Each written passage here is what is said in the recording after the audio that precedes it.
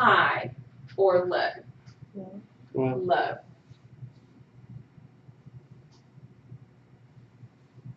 Do you see how I got that?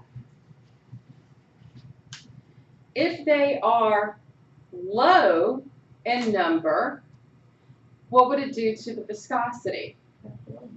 Make the viscosity go up, make the water level go up. no. I'm Both confused. conditions. If the flow of the blood is not easy, because that's what viscosity is, and if the blood is thick, that's very difficult on the heart. If the blood is too quick in its flow and high in water, that's hard on the heart. So if my albumins are in their normal amount, water is getting to do what across the plasma membrane? If it's osmosis, it's getting to move back and forth, back and forth, back and forth.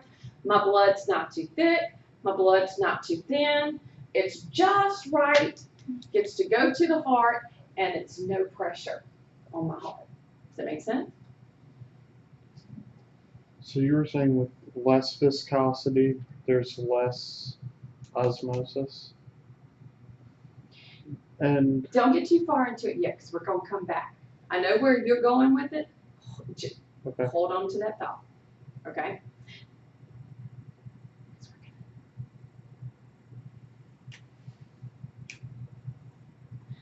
Okay, but everybody's got the idea now about the osmosis, okay? It's going to be important for the water to have the ability to move across the membrane. And it's going to be important for water to be present in the tissue at that cellular level where the cells exist, okay, for movement of materials. Okay, so we're going to come back to viscosity and osmolarity. Okay, just hang on. Now, another one of the proteins, globulins. And I always like it when it falls at this time of the year because I think of goblins. Okay? Because, you know, the goblins kind of fly around in the air. Kind of. Now, globulins, just like the name implies, it's a glob. But once again, a protein. So I now have another glob. This time, they kind of get classed based on their weight. What is it that affects the weight of a protein?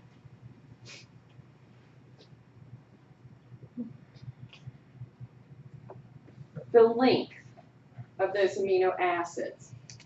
The more amino acids you have, the longer the protein, therefore, the bigger the protein, therefore the heavier the protein. So I might have some globulins that are big, and then I might have some that are small. We're going to say that they're under alpha, beta, and gamma. Alpha and beta are proteins the liver makes. Gamma comes from immunity. Okay? Their job, transport solutes. For example, electrolytes. Play a role in blood clotting. And definitely help with immunity, because that's where we're going to get those gamma ones from. Specifically, from these B cells. Ever heard of those? But you heard T cells, right? These are these are going to be in that immunity, that immune reaction. All right. And then, of course, my fibrinogen. So I will have my fibrinogen flying around also. And that one can give rise to the fibers for the clots. Now, let's go back to this viscosity and osmolarity. Once again, viscous, how easily something flows. All right, think about water compared to motor oil. All right, that's the best I can come up with, because when I think of viscosity, when I think of viscous, I always think of motor oil. Motor oil, any of y'all ever change the oil in your cars? Oh, wait, no one does that? Me too. Oh, you do? You do? My dad made sure I knew how to do it. Okay? So, get the oil, all right, whether it's like leaking out or whether you're putting it back in, and you get a little bit on your fingers or your hand or wherever you might get it, okay? It's very slippery, right? Water just kind of flows real quick, okay? And just like that disappears, okay?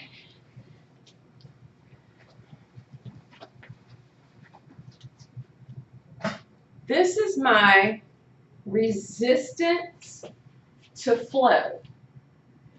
Because of my cohesion of a particle or particles.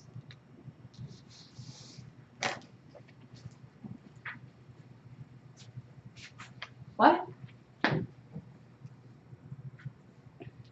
Okay, let's think about this, okay?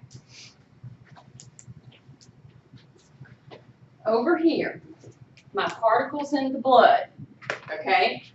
These proteins, their job, most of it is carrying something, right? So whether that's an electrolyte or a hormone, does everybody see what I just did? If their job, a lot of it transport, that means they are carrying something. Okay? So, what does cohesion mean? There is adhesion and cohesion. What's the difference? Isn't adhesion like molecules sticking together, and cohesion is like molecules binding? Now, adhesion, molecules sticking to something else. Cohesion, molecules sticking together. Now, why did I say it that way?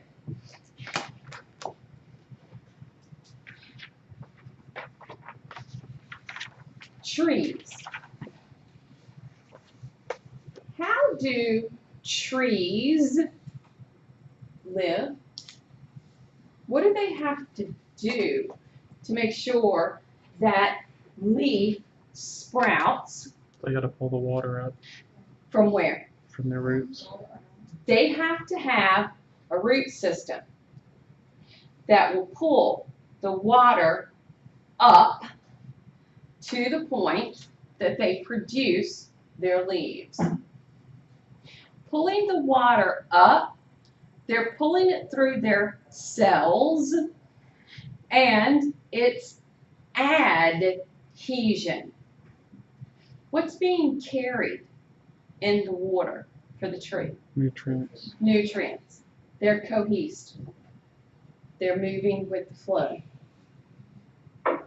In our bodies, we have blood vessels. If something is adhesive, meaning what is it sticking to in the vessels, the walls? Cohesion would be movement of the particles through it, i.e. our blood. So, cohesion, I have all these proteins that have to carry something. Are they not now cohesed? Yes, no, maybe. Yes. So, this cohesion of these materials, that is going to play a part in how thick it is, which will play a part in the stickiness. How sticky. Have you ever noticed if you cut yourself and you bleed a little bit, how does that blood begin to feel? Sticky. Unless you go wash it off. Okay? Blood is a tad bit more viscous than water, about 4 to 5 times more viscous, meaning water that's going to flow easily takes blood about 4 or 5 times longer. Okay? Does that make sense? Now, this property, the stickiness, the thickness, will govern the flow.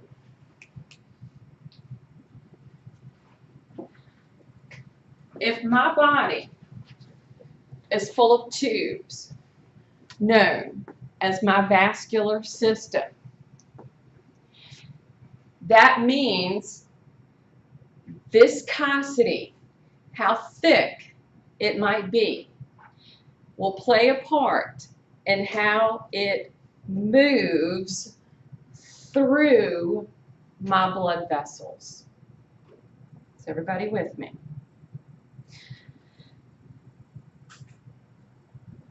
If it is too thick, flow is slow, sluggish. If it is too thin, it's too quick. Either one puts a strain on the heart. Something we don't want to do. Take a break. Be back at 9:30.